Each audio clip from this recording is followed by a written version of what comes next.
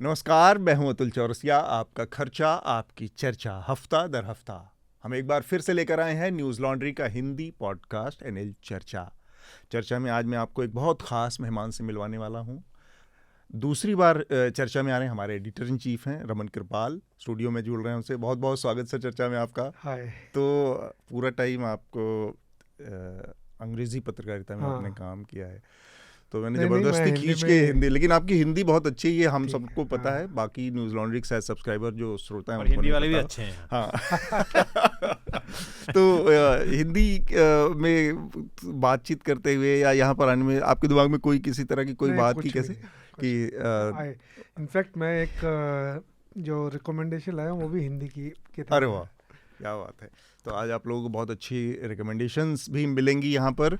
और इसके अलावा हमारे साथ हमारे साथी हृदय जोशी हैं। हृदय अभी कुछ दिन पहले ही हिमाचल से लौटे हैं। हृदय, बहुत बहुत शुक्रिया। हिमाचल के अनुभव हिमाचल के क्या हाल बड़े। बहुत ख़राब हैं। अब आगे कार्यक्रम, वैसे तो पूरे देश ही के हाल ख़राब हो रहे हैं अभी कई वजहों से अलग अलग, लेकिन हिमाचल की स्थिति खराब है। पर्यावरणीय और जो हालत खराब है। बिल्कुल, हाँ, अच्छा, पर्यावरणीय कुछ आर्थिक हालत अभी नुकसान भी एक बहुत है। ताज़ा एक सूचना आई, उत्तराखंड में भी एक टॉर्रेंशियल रेन की वजह से अब एक नया वो शुरू हाँ, हुआ है, एक्चुअली ये जिसमें 6 लोगों की मौत भी हुई है। इसको क्या कहेंगे, मतलब कि ये मेरे घर की बात है। मतलब जहाँ का मैं रहने वाला हूँ वहाँ एक नदी बहती है, उसे गोला कहते हैं। गोला नदी बहुत इंपॉर्टेंट रिवर है।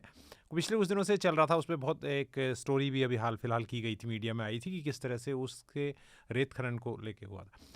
तो कॉर्बेट के पास है, कॉर्बेट नेशनल पार्क के पास, उसमें ज़बरदस्त बाढ़ आ गई और पूरे इलाके में ही बाढ़ आई। अच्छा, और काफ़ी क्षति उससे हुई है लोगों की। कॉर्बेट तो इस समय कट भी जाता है ना। कट भी जी जाता बिल्कुल, बहुत कॉर्बेट सारा। कट जाता है, रोड वो एक अलग बारिश। बात थी, हाँ। कट जाता है। लेकिन ये जिस तरह से नदियां वहाँ पर, रामगंगा नदी है कॉर्बेट हाँ, कॉर्बेट में तो, कॉर्बेट में लेकिन मीडिया। ये सारी नदियां जो हैं रामगंगा का मतलब जो पूरा कैचमेंट है ये इलाका, तो ये जिस तरह से अभी आ रही हैं अचानक बरसात होने से।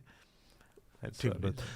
इसके अलावा हमारे साथ आनंद वर्धन भी हैं। आनंद वर्धन हमारे कॉलमनिस्ट, स्तंभकार। आनंद, आपका स्वागत है चर्चा में। नमस्कार। हमारे साथ ऑनलाइन जुड़ी रही हैं लखनऊ से मिस मेदुसा।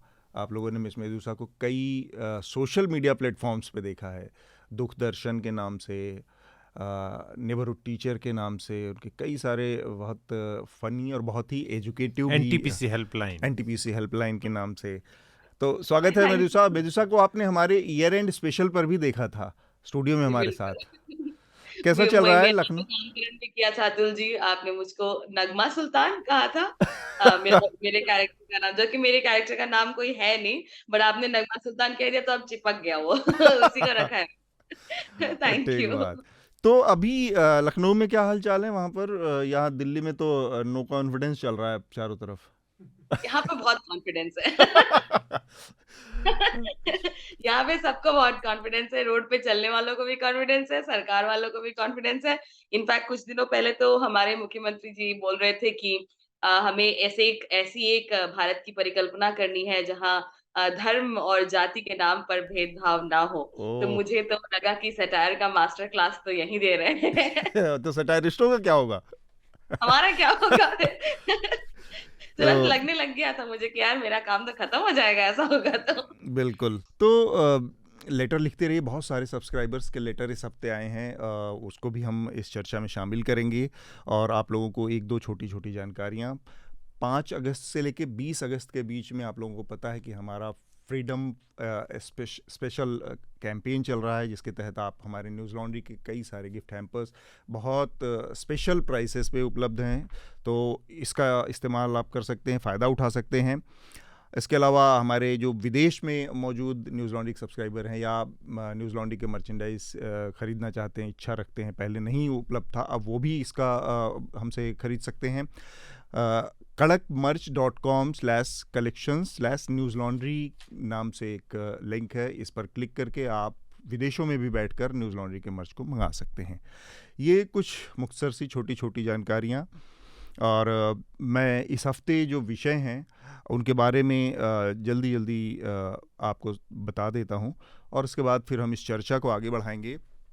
सबसे पहला जो मसला इस हफ्ते जो चर्चा में रहा, सबसे बड़ी चर्चा रही, वो थी लोकसभा में विपक्ष कांग्रेस पार्टी की तरफ से लाया गया मोदी सरकार के खिलाफ अविश्वास मत का प्रस्ताव था। और ये प्रस्ताव जैसे कि उम्मीद थी लोकसभा में गिर गया। 3 दिन तक इस पर बहस हुई, लगभग सभी पार्टियों के नेताओं ने इसमें पार्टिसिपेट किया। और आखिर में नरेंद्र मोदी प्रधानमंत्री ने भी इसमें अपना पक्ष रखा और ध्वनिमत से ये प्रस्ताव भारतीय जनता पार्टी और नरेंद्र मोदी के पक्ष में पास हो गया और अविश्वास मत का जो प्रस्ताव विपक्ष लाया था वो गिर गया। अमित शाह जो कि देश के गृह मंत्री हैं, उन्होंने इस चर्चा में पार्टिसिपेट करते हुए एक रिकॉर्ड बनाया, विश्व रिकॉर्ड। भारत के नज़रिए से लोकसभा में भाषण देने के लिहाज से इसे रिकॉर्ड कहा जा रहा है। उन्होंने 2 घंटे 13 मिनट तक अविश्वास मत के खिलाफ जो बातचीत थी, सरकार का जो पक्ष था उस पर अपना नज़रिया रखा। और इससे पहले जो रिकॉर्ड था लोकसभा में सबसे ज़्यादा लंबा बोलने का अविश्वास मत पर, वो देश के पूर्व प्रधानमंत्री लाल बहादुर शास्त्री के नाम था। उन्होंने 2 घंटे 12 मिनट तक लोकसभा में भाषण दिया था, जब उनके खिलाफ 1965 में चीन भारत और पाकिस्तान युद्ध के बाद। वैसे ये नरेंद्र मोदी जी की उदारता ही कही जाएगी कि ये हाँ, रिकॉर्ड उन्होंने कल ही नहीं तोड़ दिया। हाँ, लेकिन तोड़ेंगे ज़रूर। हाँ, वही कि ये अमित शाह ने तोड़ा, ये थोड़ा सरप्राइजिंग है। लेकिन अमित शाह ने भी लग रहा है कि रिकॉर्ड तोड़ने के लिए ही ये रिकॉर्ड बनाया, क्योंकि 2 घंटे 12 मिनट लाल बहादुर शास्त्री का रिकॉर्ड है और 2 घंटे 13 मिनट जो है वो अमित शाह का रिकॉर्ड है। टॉक बैक उनको लगाया गया। 1 मिनट हो गया, रिकॉर्ड टूट चुका है। क्वालिटी ऑफ स्पीच भी तो देखनी पड़ेगी। हाँ, उस समय लाल बहादुर शास्त्री ने क्या बोला, विषय क्या था और उस विषय के ऊपर बोला या कुछ और बोला, और अमित शाह जी ने किन मुद्दों पर विषय बात क्या की। था और किस पे क्या। हाँ, तो उसका क्वालिटेटिव एनालिसिस भी एक महत्वपूर्ण हिस्सा है, वो अभी हमारे सामने नहीं आया। प्रधानमंत्री नरेंद्र मोदी ने इस पर बातचीत के दौरान पहली बार ऐलानिया कहा कि ये घमंडिया गठबंधन है पार्लियामेंट के अंदर। इंडिया को वो घमंडिया कह रहे हैं और उनके तमाम जो साथी हैं, मंत्री हैं, सांसद हैं, वो भी इस टर्म को लगातार इस्तेमाल कर रहे हैं, जो कि विपक्ष का अलायंस है। उन्होंने ये भी कहा कि इस बारात में हर कोई दूल्हा बनना चाहता है, सारे प्रधानमंत्री बनना चाहते हैं, ये ऐसी बारात है जिसका कोई भविष्य नहीं है। विपक्ष की तरफ से जो बड़े महत्वपूर्ण स्पीकर रहे उनमें राहुल गांधी ने अपना पक्ष रखा। इसके अलावा जो प्रस्ताव लेकर आए थे, गौरव गोगोई ने भी इसकी शुरुआत की थी अविश्वास प्रस्ताव की। और कांग्रेस में नेता प्रतिपक्ष जो हैं लोकसभा में, अधीर रंजन चौधरी, उनको शुरुआत में इस बातचीत में अपने स्पीकर की लिस्ट में नहीं रखा था। बाद में इनको शामिल किया गया प्रस्ताव के बहस के तीसरे दिन, और इसको लेकर काफ़ी खींचतान हुई, काफ़ी फजीहत हुई कांग्रेस पार्टी की। तो जो विषय थे जिनके मैं वक्ताओं की बात कर रहा था, इसमें राहुल गांधी ने भी हिस्सा लिया और राहुल गांधी ने आरोप लगाया कि मौजूदा जो सरकार है और जो प्रधानमंत्री नरेंद्र मोदी हैं, इन लोगों ने, इनकी सरकार ने, इनकी नीतियों ने भारत माता की हत्या की है मणिपुर में। और इसके बाद आखिर में दूसरे दिन की कार्रवाई के आखिर में लोकसभा स्पीकर ने बहुत सारे हिस्सों को एक्सपंज कर दिया, काट हटा दिया गया है राहुल गांधी के भाषण के बहुत सारे हिस्सों को। इस पर विपक्ष ने काफ़ी हल्ला भी मचाया है और विरोध भी दर्ज करवाया है। बड़ी दिलचस्प बात ये है कि जो 3 दिन की जो बहस रही पार्लियामेंट में, उसमें जो बहुत सारे विपक्ष के नेताओं के बोलने की जब बारी आई, तो वहाँ पर ऐसा देखने को मिला कि जो लोकसभा टीवी का जो कैमरा था, वो कैमरा स्पीकर के ऊपर फोकस था, और जब सत्ता पक्ष के स्पीकर बोल रहे थे तो वो उनके ऊपर फोकस रहता था।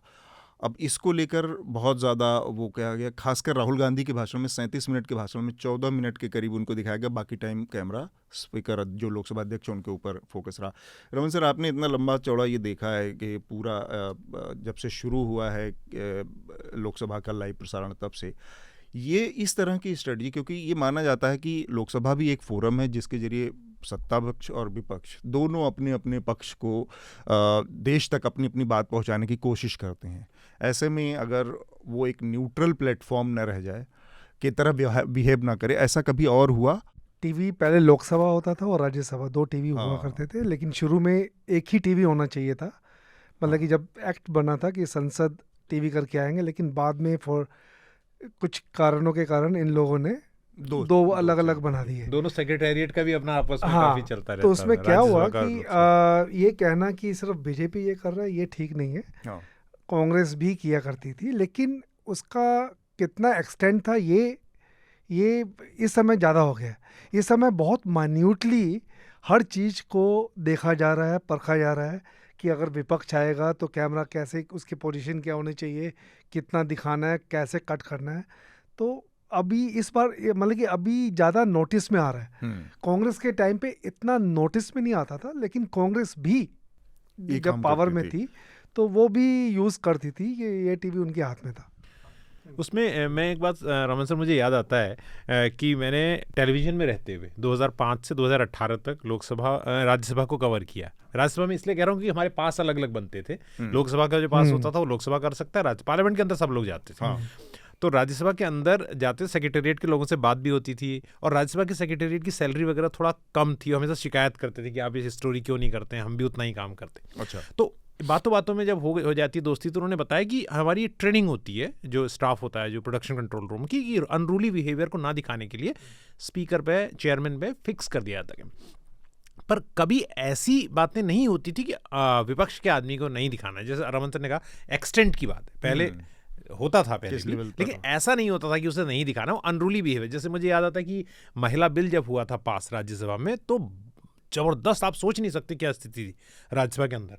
मतलब सारा स्टाफ राज्यसभा के हाउस के अंदर वो आदमी पैर नहीं रख सकता है जो हाउस का मेंबर ना हो। इवन इम्पीचमेंट में वो जज भी बाहर खड़े होकर बात की थी, सौमित्र सेन ने, हमने उसे खबर। लेकिन उस वक्त तो सारा स्टाफ, जो सिक्योरिटी स्टाफ है, वो हाउस के अंदर घुसा हुआ था, इतनी मारपीट हो रही थी। अच्छा। तो पूरा कैमरा फिक्स था स्पीकर पे, ताकि वो नहीं दिखाना चाहते। लेकिन अभी जो बात आप कह रहे हैं उसमें it is more political than as than the protocol which is set for इसके लिए। इसका एक और पहलू भी है। अगर आप अमेरिका जाएं या दूसरी कंट्रीज़ में जाएं, आप सभी पूरे वर्ल्ड में देखिए कि कितनी पार्लियामेंट ने टीवी रखा है। सबके यहाँ मोस्टली डिजिटल प्लेटफॉर्म है। टीवी यहाँ पे जब रखा गया, जब राज्यसभा टीवी आया, और कांग्रेस ने इसको बहुत ज़्यादा यूज़ किया था उस समय में, तो ये इन्होंने ये जो टीवी है, ये पब्लिक के पैसे से बनी है। ठीक है, अगर आप इसके एक्सपेंसेस देखेंगे 300 करोड़, 400 करोड़, 500 करोड़, आप तो टीवी में काम किए हैं, तो आपको पता होगा कि अगर और इतना इनका जो पैराफर्नेलिया इतना बड़ा है, इतना मतलब कि इनके स्टूडियोज बड़े हैं, इनके टीवी, इनके कैमरास बहुत state of the art cameras हैं, इतना ट्रैवल करते हैं और ट्रैवलिंग में बहुत पैसा खर्च करते हैं। तो ये सब पब्लिक का पैसा खर्च हो रहा है। तो एक ये पहलू है कि क्या पार्लियामेंट को ये टीवी रखने भी चाहिए?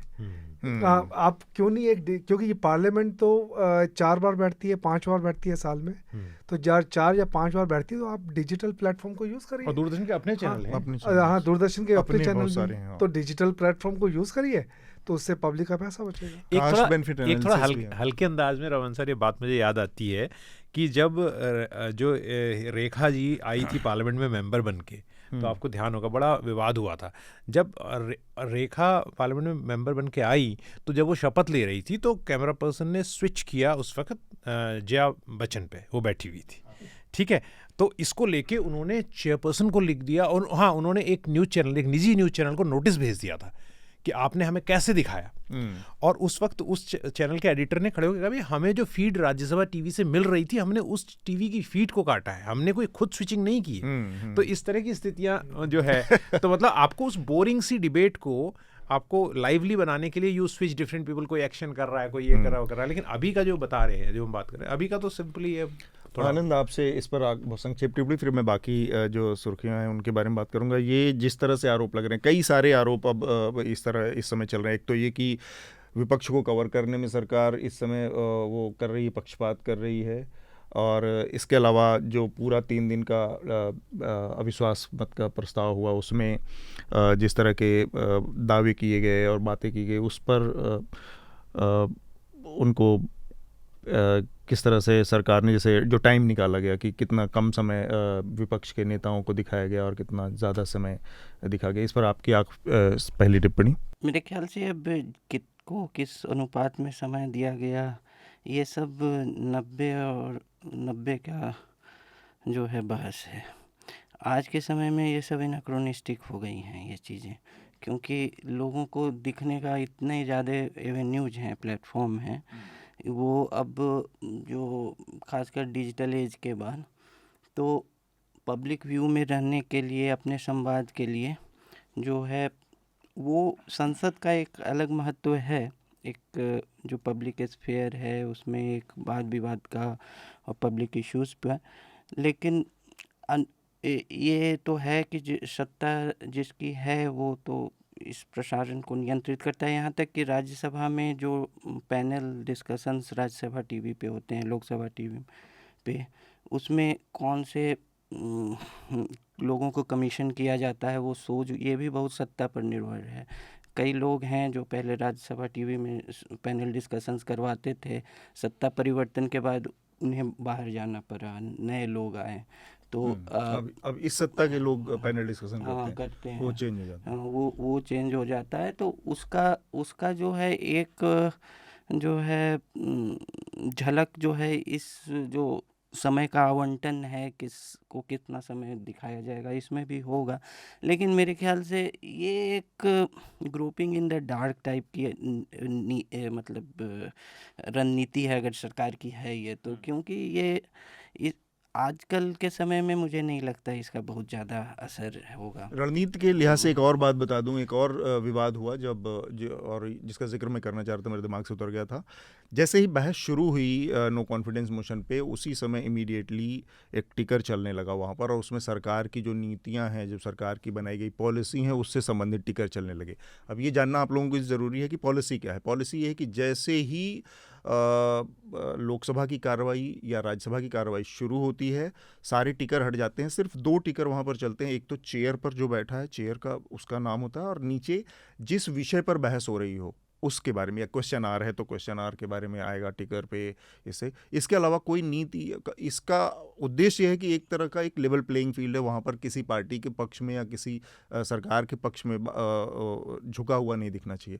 लेकिन ये काम शुरू हुआ और उसके बाद विपक्ष ने बड़े पैमाने पर विरोध किया, फिर वो टिकर हटा स्पीकर के हस्तक्षेप के बाद। थोड़ी देर बाद वो फिर से आने लगा, फिर विपक्ष ने विरोध किया, तो दूसरी बार में जाकर वो हटा। ये सब भी हो रहा है। तो जो आप कह रहे हैं कि ये वाली जो बहस है कि ये पीछे तो चली गई, लेकिन सरकार को लगता है कि इससे बहुत कुछ हासिल हो सकता है।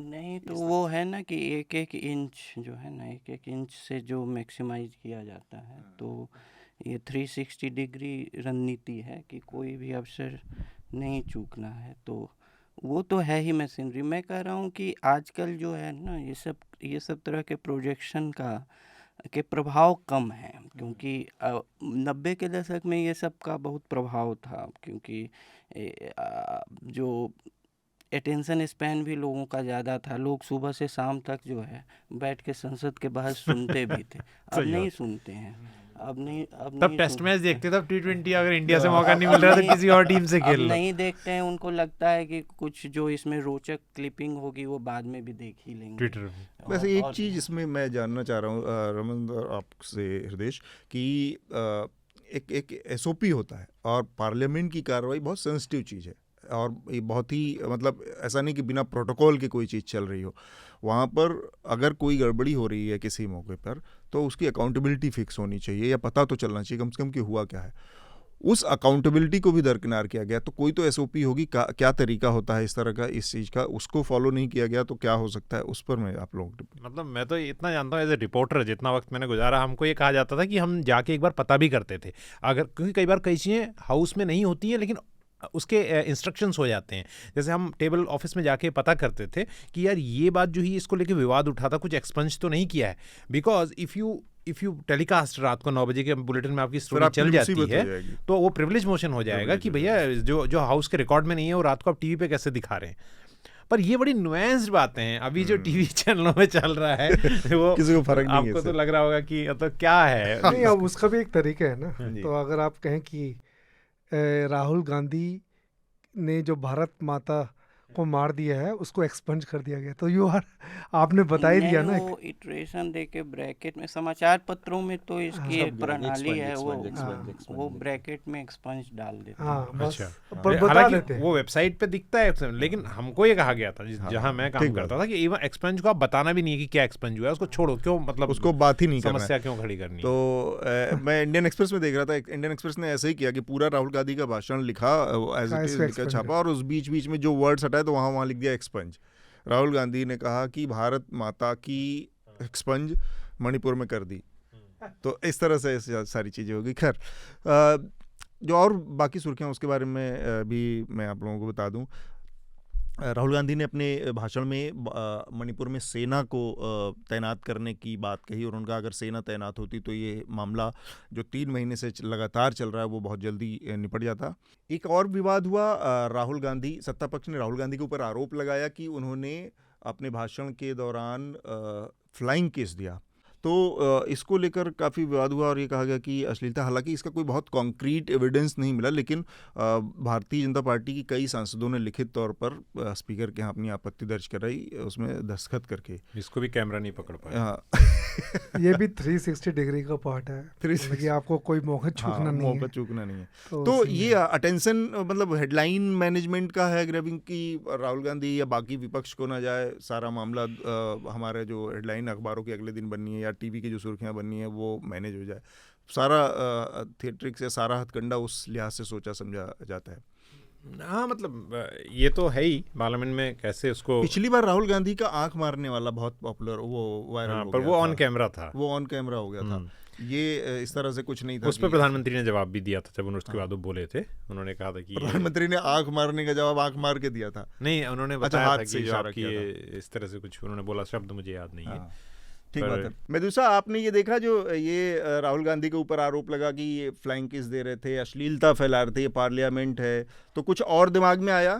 नहीं, कुछ और दिमाग में नहीं आया। जब जो क्योंकि मुझे बहुत अच्छा लगा कि जो कांग्रेस की आईटी सेल है या जो भी है, somebody zoomed in on that gesture, और उस जूम किए हुए जेस्चर में साफ-साफ, मतलब मुझे एटलीस्ट इंटरप्रिटेशन में साफ-साफ दिख रहा था कि वो कह रहे थे कि आप आवाज बंद करो, मुझे बोलने दो। लेकिन मुझे सबसे अच्छा लगा आफ्टर दिस एंटायर इंसिडेंट, ये जो अर्नब गोस्वामी ने एक उसके पे प्राइम टाइम शो किया था। हाँ। उसमें ही वाज हिलेरियस। एक तो वो ऑलरेडी मुझे बहुत फनी लगते हैं, and then he had an entire show with like 9 panellists talking about the चुम्मा, एंड कोलोकियली इसको चुम्मा कहते हैं, और चुम्मा दिया उन्होंने। एंड लोग को लग रहा है कि मतलब क्या हो रहा है, और एक वो वाला मीम नहीं है कि यार थोड़ा आराम कर लेने दे। तो हम लोग एक दूसरे को बोल रहे थे कि इतना कंटेंट आ रहा है कि हम लोग को लग रहा है कि बस यार थोड़ा सा आराम कर लेने दो, शांत रह लेने दो। So the best part about this whole fiasco was Arnab का शो। अच्छा, मैं एक बात कह रहा, एक चीज बस मैं खाली मेदुसा की बात में जोड़ना था कि बिकॉज ये अर्नब के पीछे जानबूझ के पड़ी रहती है ना, असमिया को बर्दाश्त नहीं कर पाता। रामचंद्र गुहा ने एक बार बड़ी अच्छी बात, मतलब अच्छी या बुरी तो पर्सन टू पर्सन डिपेंड करता है, उन्होंने मजाक में एक बात कही थी। वो एक लिटरेरी फंक्शन में बोल रहे थे, उनसे पूछा गया कि आपको कौन से टीवी चैनलों पे, ऐसी कुछ बात थी, तो उन्होंने कहा कि I love Arnab Goswami because whenever he conducts debates he says only 2 at a time। इतना उनके उसमें स्टोर होता है, only 1 at a time, only 2 at a time। ठीक बात। अच्छा, मणिपुर तो इस प्रकरण में जो है, एक बहुत कांग्रेस एक विधायिका कहिए का एक बहुत आपत्तिजनक बयान भी आया है। अच्छा। बिहार की एमएलए हैं नूतन सिंह। अच्छा। उन्होंने कहा है कि राहुल गांधी के पास बहुत लड़कियां हैं और उन लड़कियों की कमी नहीं है, और वो 50 साल की बूढ़ी के लिए क्यों फ्लाइंग किस देंगे। ये तो बहुत ही ज़्यादा आपत्तिजनक। तो कल ही बयान दिया है उन्होंने। मिसोजिनी तो इंटरनलाइज्ड पूरे सबके अंदर है। ठीक बात। जैसे अभी जो ब्रजभूषण शरण सिंह के बारे में भी बयान आ गया, ब्रजभूषण शरण सिंह के इलाके के लोगों ने कहना शुरू कर दिया इनके लिए कौन सी लड़कियों की कमी। वहाँ पे ब्रजभूषण के ने जो अपनी वो शक्ति प्रदर्शन रैली गोंडा में की, तो वहाँ पर 2 औरतों का एक वीडियो ऐसे ही वायरल हो रहा था कि हम में क्या कमी है, और ये वो अगर वो ऐसे होते तो हम उनके लिए कोई लड़कियों की कमी थोड़ा ही ना है, और ये उन्होंने महिलाएं कह रही, ये बात महिलाएं कह रही। आनंद ने याद दिलाया। ठीक बात। ब्रजभूषण शरण सिंह से ही रिलेटेड एक जुड़ी एक सुर्खी है कि उन्होंने एक बयान दिया है जिसमें कहा है कि सिर्फ छूना किसी लड़की को किसी तरह का अपराध नहीं है, और ये किसी तरह से यौन शोषण इसको नहीं कहा जा सकता, गले लगाना या छूना। मेदुसा, मैं इस बयान नहीं है, ये कोर्ट में उसके लॉयर ने उन्होंने कोर्ट से के सामने ये अपना बयान रखा है, दिया है। तो मैं इस पे जानना चाह रहा हूँ मेदुसा, ये जो एक जो आप मिसोजिनी की बात कर रही हैं बार बार कि किस तरह से इन चीज़ों का इस्तेमाल होता है, और क्या इसको सिर्फ इतना प्योर इंटेंशन वाला का मसला मान के छोड़ा जा सकता है कि नहीं यार ठीक है, ये तो केवल ऐसी है, ये तो पिता तुल्य टाइप हैं, आधे आधे से ज़्यादा पिता तुल्य लोग ऐसे ही छू के और पता नहीं किस नियत से और किस भावना से ये करते रहते हैं। बिल्कुल आपने सही कहा। एक तो ये जस्ट बिकॉज़ उनके कोर्ट में उनके लॉयर ने कहा है, ऐसा नहीं कह सकते कि उनका स्टेटमेंट नहीं है। ऑब्वियसली उनके बिहाफ में कहा गया है। सो उनका ही स्टेटमेंट, मुझे तो ऐसा लगता है। प्लस यौन इरादे के, अब कौन तय करेगा तुम्हारा इरादा यौन इरादा था कि नहीं था। So there has to be protocol, और स्पेशली हमारे समाज में जो पावर डिफरेंसेस हैं महिलाओं और मर्दों और औरतों के बीच में, उन पावर डिफरेंसेस को ध्यान में रखते हुए, समाज में दोनों की पोजीशंस को ध्यान में रखते हुए, पेट्रियार्कल समाज में प्रतिष्ठिता में स्टेटस क्वो को ध्यान में रखते हुए, कुछ प्रोटोकॉल्स होते हैं जो इन प्लेस होने चाहिए, और उनमें आपका यौन इरादा होना ना होना should not matter. There has to be some difference. There is documented evidence of predatory relationship, predatory nature of men in such situations, in power structures like student teacher के relationship में, और जिस तरह से ब्रिजभूषण और उनके रेसलर्स के relationship के बीच का जो पावर स्ट्रक्चर था। सो देयर हैज टू, हमेशा एक प्रोटोकॉल निश्चित होना चाहिए, खासकर ऐसे समाज में जहां पर इस तरीके की इवेंट्स, इस तरीके की सिचुएशंस, इस तरीके की घटनाएं होती हैं। इसीलिए उसमें इरादा नॉन इरादा मैटर नहीं करता। आप अपने आप को, आप अपने हाथों को किसी भी महिला से दूर रखेंगे अंडर एनी सर्कमस्टेंस। और कंसेंट का तो कॉन्सेप्ट यहाँ पे है भी नहीं। तो कंसेंट मुझे ऐसा लगता है कि एक ऐसी चीज है जो हर जगह सिखानी जरूरी है, हर किसी को सिखानी जरूरी है, इन एनी सिचुएशन, छोटी छोटी चीजों में भी। इनफैक्ट हमारे पेरेंट्स को भी कभी कभी नहीं पता होता है कि कंसेंट क्या होता है। हम लोग भी when we were growing up, bus में कुछ हो जाता था या रास्ते में कुछ हो जाता था, हमको भी लगता था कि अरे नहीं ये तो होता है, पार्ट ऑफ आवर लाइफ, आगे बढ़ो, इतना इसका हल्ला नहीं करते, इतना इसको हावी नहीं होने देते मन में, इतना इसका ट्रॉमा नहीं लेते, आगे बढ़ो। उसका इफेक्ट आज हो रहा है, उसका इफेक्ट मेंटल हेल्थ पे हर दूसरे दिन कभी-कभी लगता है, कुछ देख लेते हैं, कुछ सुन लेते हैं तो समझ में आ जाता है। तो यस, इट इज इम्पोर्टेंट कि आप बचपन से, छोटे के टाइम से ही कंसेंट सिखाइए। और ब्रिजभूषण जैसे लोगों को तो उनको तो कंसेंट का सी भी पता नहीं होगा। ठीक बात। अब मैं बहुत जल्दी कुछ सुर्खियों को पढ़ेंगे, फिर हम अपनी चर्चा को शुरू करेंगे। सीएजी की एक रिपोर्ट आई है, इसके मुताबिक 7.5 लाख लोग जो स्वास्थ्य आयुष योजना है, स्वास्थ्य बीमा योजना है, उसमें एक ही नंबर से उनका रजिस्ट्रेशन हुआ है।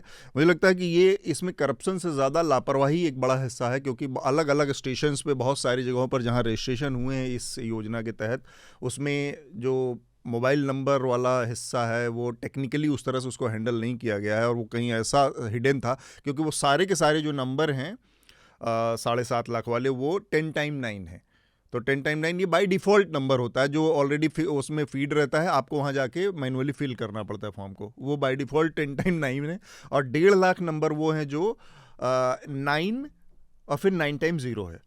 तो ये इसका मतलब है कि वो बाय डिफ़ॉल्ट कुछ ऐसे नंबर थे जो कि वहाँ पर ऑलरेडी फॉर्म में फीड थे, और उसमें चेंज नहीं करके लोगों ने फॉर्म बना लिया। आज टाइम्स ऑफ इंडिया ने कल इस पर एक संपादकीय भी लिखा है। अच्छा। और उसमें जो कैग का रिपोर्ट है और पार्लियामेंट में जो डेटा शेयर किया गया, उसमें भी कुछ विसंगतियाँ हैं, और और भी कुछ हैं जो कि आप जो बोल रहे हैं उसी से हैं, जो डेटा स्ट्रक्चरिंग जो मैंने जो इस खबर को पढ़ा तो मुझे उसमें कुछ लोग हैं जो 19वीं शताब्दी में जन्म लिए हैं, उनका भी है। कुछ लोगों की ऐसी लॉन्जेविटी हो सकती है। तो मतलब कुछ लोग ऐसे आ गए हैं, मतलब डबल फील्डिंग वगैरह। और पीएमजे जो आरोग्य योजना वाला जो है, प्रधानमंत्री जन आरोग्य, उसको लेकर है। कैग का आज खास एक कैग की रिपोर्ट आज हुई है, वो मुझे भी समझ में नहीं आया।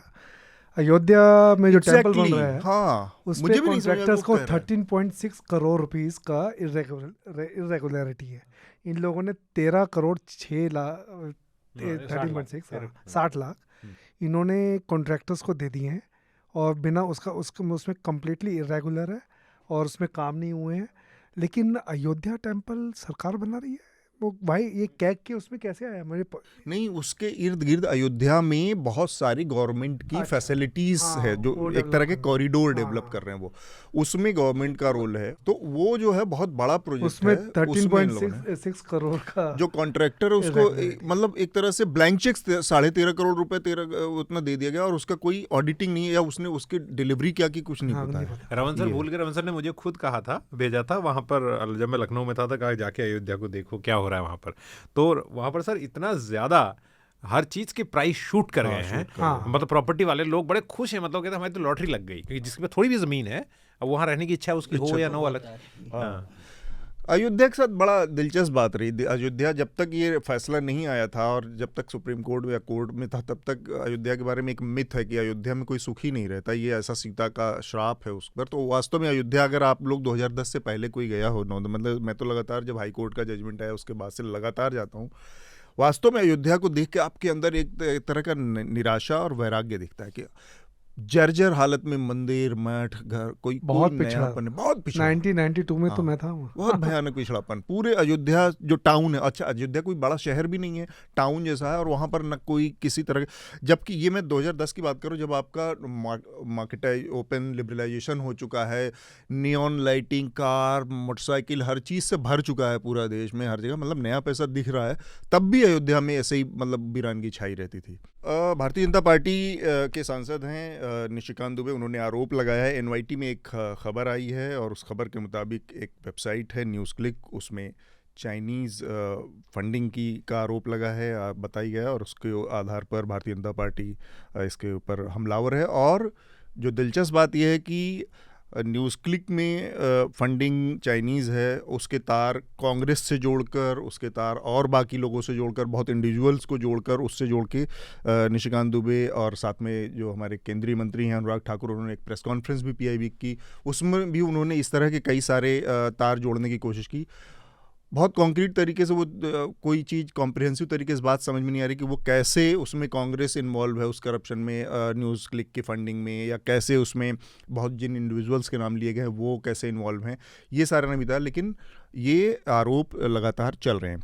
इसके अलावा केंद्र सरकार ने एक और बहुत महत्वपूर्ण बिल संसद में पेश किया है, और ये है मुख्य चुनाव अधिकारी आयुक्त और उनके 2 सहयोगी जो चुनाव आयुक्त होते हैं, उनकी नियुक्ति की जो प्रक्रिया है। अगर आप लोगों को याद हो तो इस पर एक बहुत महत्वपूर्ण फैसला सुप्रीम कोर्ट ने मार्च के महीने में दिया था, और उसमें उन्होंने ये फैसला दिया था कि जो चयन की प्रक्रिया होगी इन तीनों चुनाव आयुक्तों की, उसमें प्रधानमंत्री और लोकसभा में जो सबसे बड़ी पार्टी होगी संख्या के टर्म में, विपक्ष के नेता, उनका नेता, और साथ में चीफ जस्टिस ऑफ इंडिया, ये 3 लोग मिलकर तय करेंगे। अब एक तरह से केंद्र सरकार ने ये जो बिल पेश किया है उसमें इस पूरे फैसले को एक तरह से उलट दिया है, और जो नई व्यवस्था है उसमें प्रधानमंत्री होंगे उस कमेटी में जो चुनाव चयन करेगी, प्रधानमंत्री, एक केंद्रीय मंत्री और नेता प्रतिपक्ष। तो ये एक महत्वपूर्ण बिल है। ईडी ने अपना दायरा थोड़ा सा और फैलाया है, विपक्ष का एक और नेता अब उनके दायरे में आया, झारखंड के मुख्यमंत्री हैं सोरेन, उनको हेमंत सोरेन, उनको फिर से अब ईडी ने मनी लॉन्ड्रिंग के मामले में तलब किया है। हिमंता विश्व शर्मा अपने बयानों के लिए चर्चित रहे हैं, मेडूसा जानती हैं, उनके गृह राज्य के मुख्यमंत्री हैं। उन्होंने अब कहा है कि जो पॉलीगैमी है, बहुविवाह की प्रथा है, एक से ज़्यादा शादी करने की प्रथा है, उसको बहुत जल्दी वो एक लॉ बनाकर और ख़त्म कर देंगे।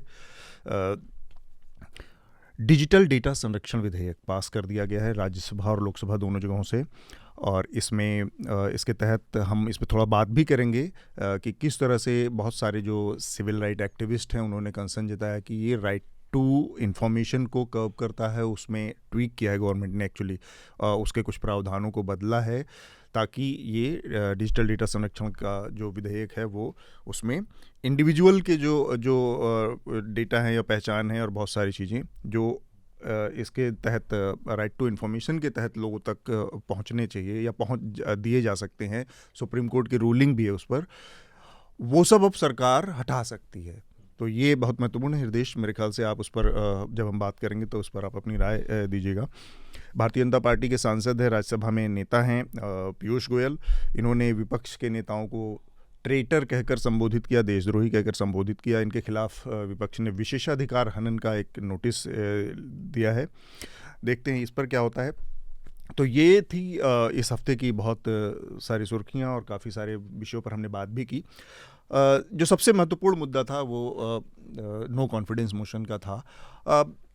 जो पूरी बहस, एक तो मैं विपक्ष के नज़रिए से थोड़ा सा बात करना चाह रहा हूँ। इसकी शुरुआत गौरव गोगोई ने की और उसके बाद विपक्ष में रमन सर, आपने देखा इतने सारे स्पीकर्स ने बोला, पर व्यक्तिगत तौर पर एक तरह से जैसे ये एक वेस्ट अपॉर्चुनिटी, जो एक मौका था जिसके लिए पूरा का पूरा मानसून सेशन लगभग ख़त्म हो गया, एक हॉस्टाइलिटी बनी रही, टकराव ख़त्म ही नहीं हो पाया क्योंकि सत्ता पक्ष का जो प्रधानमंत्री बयान देने को तैयार नहीं थे पार्लियामेंट में, वो दूसरा पक्ष चढ़ा था कि नहीं वो आए हैं, तो रास्ता ये निकाला गया कि किसी तरह से उनको पार्लियामेंट तक लाया जाए, वो रास्ता निकाला गया ये।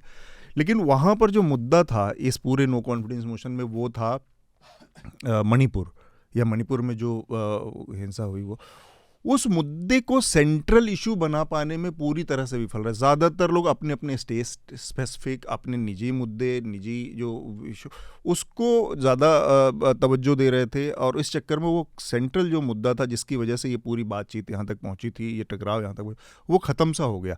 या आपको लगा कि नहीं, कुछ लोगों ने इस मुद्दे को अच्छे से भुनाया हो, या उन्होंने अपने इस पॉइंट को प्रूव किया कि हमने एक मौका मिला और इसको प्रूव किया, ऐसा दिखा आपको कहीं? आप फिर नहीं, इसको जानने के लिए सबसे पहले तो हमें ये पता होना चाहिए कि मणिपुर में हुआ क्या जी। ओके, आप उसका जब देखेंगे पूरा मणिपुर का 3 महीने का वायलेंस, हाँ, तब आपको असल में पता चलेगा कि क्या हुआ है। वहाँ पे 150 मौतें हुई हैं, 600 से ऊपर के लोग घायल पड़े हुए हैं हॉस्पिटल में, 250 से ज़्यादा औरतें प्रेग्नेंट थी जो अपने घर से उनको निकाल के उनको कैंप में डाला हुआ है। 40-50 जो बच्चे हैं वो अभी बेघर हो गए, उनको पता ही नहीं उनके माँ बाप कहाँ हैं, वो कहाँ, ये सब क्या हो रहा है। 6000 आपने FIRs की हैं, 5000 केसेस आपके आगजनी के हैं, आपने आग लगाई है, राइट लाइक सिचुएशन थी। आई मीन ये एक्सटेंड था 3 महीने तक, एकदम से लॉलेसनेस, जिसके अंदर आपके औजार तो आप भूल ही जाइए कि 5000-6000 जितने आर्मरी पूरी की पूरी लूट ली गई है। ठीक है, तो अब इतना सब कुछ होने के बाद तो इसमें क्या होना था कि मणिपुर में प्रिवेंटिव एक्शन क्या लिए गए, ये एक आम आदमी को क्या जानना है कि एक प्रिवेंटिव एक्शंस क्या लिए गए। और चलिए आपने प्रिवेंटिव तो नहीं ले पाए, हाँ सब कुछ हो गया 3 महीने में, उसके बाद आप उसको मरहम लगाने का क्या काम कर रहे हैं, ये 2 चीज़ें आपको चाहिए थी। तो चाहे वो ऑपोजिशन हो जिसमें yes he definitely miss the bus, Rahul Gandhi, वो सब के सब आप देखेंगे ये पैट्रोनाइज कर रहे हैं। हाँ, ये आपको राहुल गांधी जी कह रहे हैं कि भारत माता की मौत हो गई है ना, तो हत्या हो गई। भैया ठीक है यार, तुम हमको ये फील होने दो ना, आप पैट्रोनाइज क्यों कर रहे हो हमें, आप हमको ये क्यों बता रहे हैं। आप ये बताओ कि डे 1, डे 2, डे 3 कैसे वायलेंस एस्केलेट हुआ और कैसे सरकार उस पर आप वो उसको अच्छे ढंग से आर्ग्यू करो, उस इशू पे रहो। अब आप इसी में ऑपोजिशन में काफ़ी सब रिटोरिक थे और सबके सब रैंट कर रहे थे। और अगर आप देखें मैडम जो ऑपोजिशन रूलिंग पार्टी में देखें, 3 जो major, Amit Shah and prime minister himself और स्मृति ईरानी। अब आप देख लीजिए, ये जो मैंने आपको फैक्ट्स बताए हैं, इसमें कहीं से भी छुए है किसी ने भी, चाहे वो ये कहना कि किसी ने अपने 2 घंटे के उसमें 40 मिनट मणिपुर पे बोला, सब के सब पैट्रोनाइज कर रहे हैं। सब के सब कह रहे हैं, प्रधानमंत्री क्या कह रहे हैं, प्रधानमंत्री कह रहे हैं कि 140 करोड़ तुम्हारे साथ है, 52,000 लोग इस समय कैंप्स में रह रहे हैं। तो वो 52,000 वो 140 करोड़ की पार्ट है या नहीं है, मतलब कि आप क्या बात कर रहे हैं। ये इसमें मिजरेबली फेल हुए, ऑपोजिशन भी फेल हुई to focus on this issue. और आइडिया बस यही था कि इलेक्शन 2024 के इलेक्शन को ध्यान में रखते हुए हम क्या क्या रेंट दे सकते हैं, क्या क्या रिटोरिक दे सकते हैं, बस, और उसी बेसिस उसी को। ये बहुत महत्वपूर्ण मुद्दा था क्योंकि अगर पार्लियामेंट नहीं चल रही थी तो वहाँ पर जब ये मौका आया, जो रमन सर कह रहे हैं कि उसको इस्टेब्लिश करना कि ये कैसे, जब वाट अबाउटरी बहुत हुई, इतनी वाट अबाउटरी हुई कि लोग राजस्थान की बात कर रहे हैं वहाँ पर छत्तीसगढ़ की बात कर रहे हैं, लोग मध्य प्रदेश की बात कर रहे हैं, जो भी अलग अलग, लेकिन क्या कहीं की भी घटना को इस घटना से, जहाँ 3 महीने से कानून का राज ही नहीं है, एक मुख्यमंत्री पूरी तरह से गायब है, पूरी तरह से उसका क्या रोल है, उसकी क्या कॉन्स्टिट्यूशनल ड्यूटी है, पूरी तरह से फेल है, कितने बड़े पैमाने पर जो आर्मरी लूट के घटना है कि 6000 से ज़्यादा हथियार आपके गायब हैं, मतलब सरकार के कोष का मामला है ये। पॉडकास्ट का वीडियो वाला हिस्सा हम यहीं पर रोकेंगे। पूरा पॉडकास्ट आप जहाँ पर भी पॉडकास्ट देखते हैं वहाँ पर जाकर देखें, सुनें और लोगों से भी चर्चा का जिक्र करें। चर्चा में हमारी कोशिश होती है कि तमाम जो अपने विषयों के विशेषज्ञ हैं, एक्सपर्ट हैं, इसके अलावा पत्रकार हैं, वो अपनी राय, अपनी सलाह से हमें अवगत कराएं। हमारे तमाम अपने आग्रह, जो पूर्वाग्रह हैं, उनके साथ हम यहाँ बैठकर एक बहुत खुली बहस करना चाहते हैं। चर्चा को अगले कुछ दिनों में हम एक नए रंग रूप में भी लेकर आएंगे। तो आप ज़्यादा से ज़्यादा लोगों तक हमारे इस पॉडकास्ट को शेयर करें, उनके साथ साझा करें, खुद भी सुने। धन्यवाद।